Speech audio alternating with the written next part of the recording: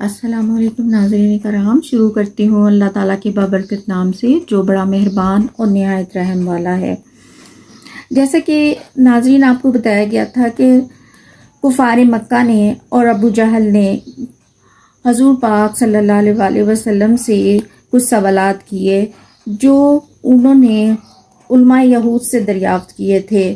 حضرت ابن عباس رضی اللہ تعالیٰ عنہ سے روایت ہے اور انہوں نے وہاں سے یہ سوالات لیے اور حضور پاک صلی اللہ علیہ وآلہ وسلم کے سامنے پیش کیے۔ ان میں سے ایک سوال روح کے بارے میں تھا اور دوسرا اصحاب کہف کے بارے میں تھا کہ اصحاب کہف کون ہے اور ان کا کیا حال ہے، اور تیسرے انہوں نے حضرت اسکندر ذوالقرنین کے بارے میں دریافت کیا تھا۔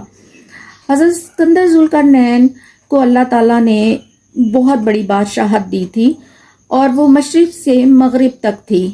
وہ دو گوشوں تک پہنچے، جہاں سے آفتاب طلوع ہوتا ہے اور جہاں سے آفتاب غروب ہوتا ہے۔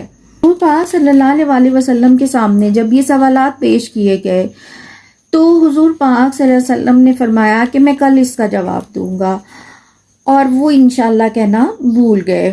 11 دن تک حضرت جبرائیل علیہ السلام ان کے پاس نہیں آئے۔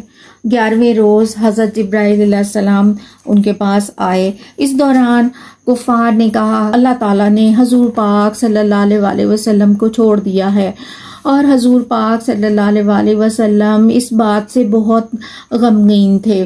جبرائیل علیہ السلام ان کے پاس آئے، درود و سلام پیش کیا اور فرمایا کہ نہ کہو تم کسی کام کو کہ میں یہ کروں گا کل، اگرچہ وقت گزر جائے، یاد آوے تو پھر انشاءاللہ کہنا چاہیے۔ اور کافروں نے جو کہا کہ خدا نے آپ کو چھوڑ دیا ہے تو وہ یہ دشمنی میں کہتے ہیں۔ اللہ تعالیٰ فرماتا ہے قسم کھا کر، قسم ہے دھوپ چڑھتے وقت کی اور رات کی جب چھا جاوے، نہ رخصت کیا تیرے رب نے تجھ کو اور نہ بیزار ہوا تجھ سے،